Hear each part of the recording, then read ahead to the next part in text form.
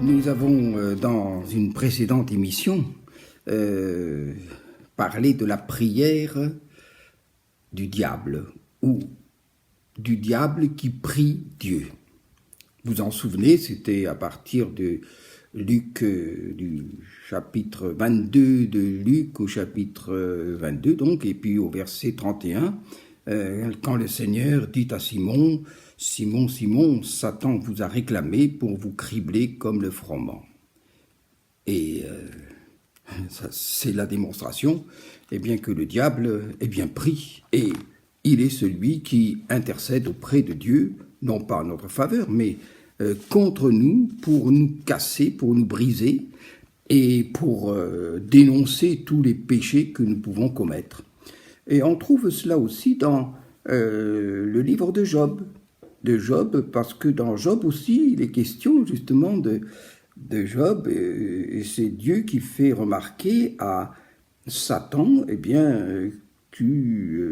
je lis Job chapitre 1er, et je lis à partir du verset 11 de ce chapitre 1er. Mais on peut lire un petit peu au début même. Or les fils de Dieu vinrent un jour se présenter devant l'Éternel, et Satan vint aussi au milieu d'eux. L'Éternel dit à Satan, « D'où viens-tu » Et Satan répondit à l'Éternel, « De parcourir la terre, de m'y promener. » L'Éternel dit à Satan, « As-tu remarqué mon serviteur Job ? Il n'y a personne comme lui sur la terre. C'est un homme intègre et droit, craignant Dieu et se détournant du mal. » Et Satan répondit à l'Éternel, « Est-ce d'une manière désintéressée que Job craint Dieu? Ne l'as-tu pas protégé, lui et sa maison et tout ce qui est à lui? Tu as béni l'œuvre de ses mains, et ses troupeaux couvrent le pays. Mais étends la main, touche à ce qui lui appartient, et je suis sûr qu'il te maudit en face. » L'Éternel dit à Satan, « Voici, tout ce qui lui appartient, je te le livre. Seulement, ne porte pas la main sur lui. » Voilà, c'est encore là qu'on peut parler d'une prière du diable à Dieu, et d'une prière dans laquelle il dit à Dieu, « Oui, tu bénis Job, mais laisse-moi agir, laisse-moi lui faire du mal. Tu vas voir, il va se retourner contre toi et il va te maudire. Et il va te maudire en face. » Voilà ce qu'il dit. Alors, Dieu dit, « Ok, on va voir. » Et nous connaissons tous toutes les tribulations de Job, qui est victime de la méchanceté, de la haine du diable. Et puis, chapitre 2, ça recommence. « Or les filles de Dieu vinrent un jour, au verset 1er, se présenter devant l'Éternel, et Satan vint aussi au milieu d'eux, se présenter devant l'Éternel. L'Éternel dit à Satan, « D'où viens-tu » etc. Nous connaissons. Et Satan répondit à l'Éternel, « Peau pour peau. Tout ce que possède un homme, il le donne pour sa vie. Mets ta main, touche à ses os, à sa chair, et je suis sûr qu'il te maudit en face. » L'Éternel dit à Satan, « Voici, je te le livre, seulement épargne sa vie. » Autrement dit, je te donne carte blanche pour lui faire du mal, mais tu n'as pas le droit de toucher à sa vie. Et voilà que encore des choses encore plus terribles arrivent à Job. Et Job reste ferme et fidèle, même s'il ne comprend pas ce qui lui arrive, il reste ferme et il continue d'aimer Dieu. Il ne se détourne pas de Dieu et il ne s'élève pas contre Dieu, quand bien même ses amis l'accusent en disant « Oui, tu as certainement péché, c'est pour ça que il t'arrive tous ces malheurs, tu les mérites en quelque sorte. » Et il dit « Non, je vois pas. » Et puis sa femme dit « Maudit Dieu et meurt. » Et bien là, non, il n'est pas d'accord.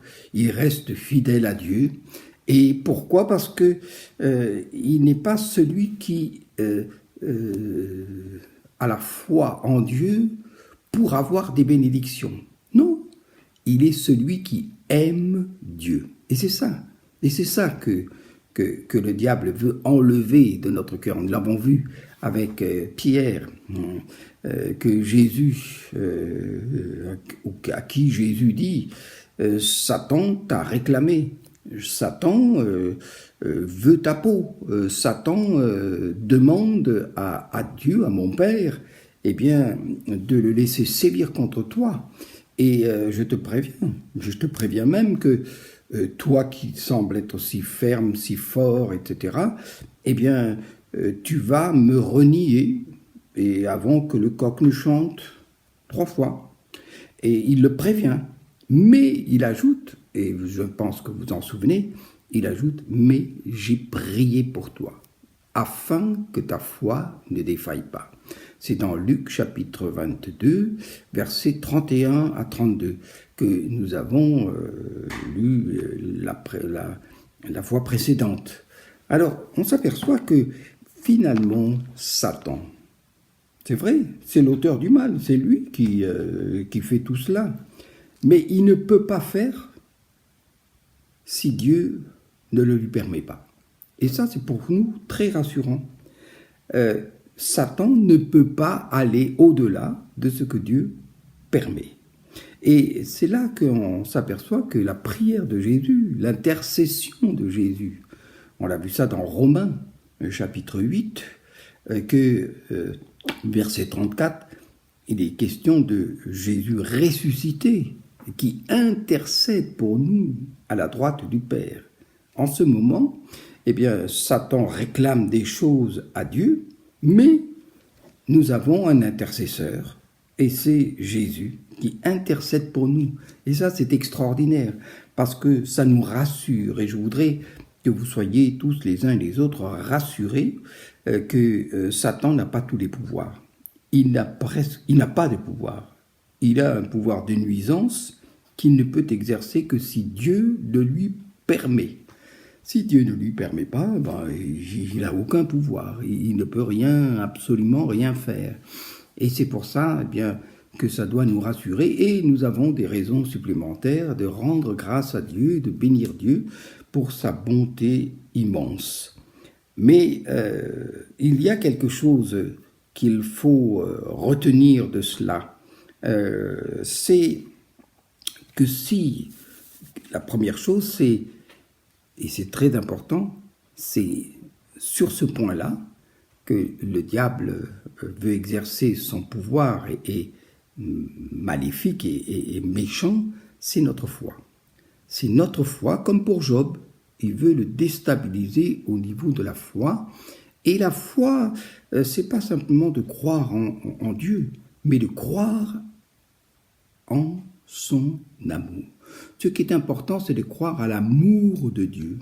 Et vous qui m'écoutez là, c'est le point que le diable veut toujours attaquer et détruire. C'est cet amour, cette relation d'amour que vous avez avec Dieu. Et cet amour, c'est une grâce que Dieu vous a fait. Et Satan veut enlever, déchirer, détruire cette grâce. Eh bien, non. Et c'est pour ça que je dirais quelque chose qui va peut-être vous surprendre, mais souvent, quand nous sommes malades, alors le diable nous attaque parce que nous sommes faibles. Et quand nous sommes malades, eh bien, nous commençons à douter de l'amour de Dieu. Mais Dieu, pourquoi est-ce que tu ne me guéris pas? Pourquoi est-ce que tu n'interviens pas dans la guérison? Pourquoi tu me laisses malade? Mais il y a quelque chose que je ne comprends pas, parce que je prie pour d'autres qui sont malades, ils sont guéris. Et puis moi, je ne suis pas guéri. Je prie pour moi et je ne suis pas guéri. Et pourquoi est-ce que quand je prie pour moi, eh bien, je ne suis pas guéri?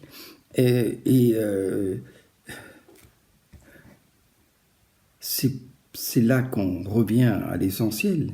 Et l'essentiel, c'est quoi? Bien, c'est que Dieu manifeste son amour lorsque vous priez pour quelqu'un qui est malade alors que vous-même vous êtes malade et que vous n'êtes pas guéri. Et que en dépit de votre souffrance, de votre maladie, et parfois ça va de plus en plus mal, eh bien, ce qui est à retenir, c'est ça, c'est que le diable veut enlever, ôter. Seigneur, même si tu ne me guéris pas, je crois que tu m'aimes. Je crois que tu m'aimes et je te bénis pour ton amour. Et même si je souffre, eh bien, je t'aime quand même. Je te bénis et je t'aime. Et la preuve, c'est que quand je prie pour les autres qui sont malades et qu'ils sont guéris, eh bien, ils sont guéris et ça se traduit comment? C'est ton amour qui se manifeste à leur égard et tu montres que tu les aimes et que tu les aimes. Bien sûr, nous avons aussi besoin de prier les uns pour les autres. Et on s'aperçoit que lorsqu'on prie les uns pour les autres, eh bien, c'est quoi? Dieu exauce l'amour qu'il y a entre nous, l'amour que nous avons les uns pour les autres. Et cet amour se traduit par un exaucement. Alors, c'est pas forcément toujours le cas. Et quand Dieu ne nous guérit pas, et qu'il ne nous exauce pas, et que nous sommes vraiment perturbés et chamboulés parce que comment ce Dieu que j'aime, pourquoi est-ce qu'il ne m'exauce pas? C'est simplement pour que tu puisses lui manifester ton amour et dire Seigneur, l'amour que j'ai pour toi, c'est celui que tu as mis dans mon cœur et rien ne pourra me séparer de cet amour, de ton amour, et je te rends grâce et je te bénis pour l'amour qui reste et subsiste et s'ancre encore davantage et plus fortement dans ma vie parce que je t'aime. Je t'aime d'un amour éternel, dit le Seigneur. Et moi, je t'aime aussi, Seigneur. Et je te rends grâce pour cet amour que tu as mis dans mon cœur pour toi. À toi la gloire. Que Dieu vous bénisse.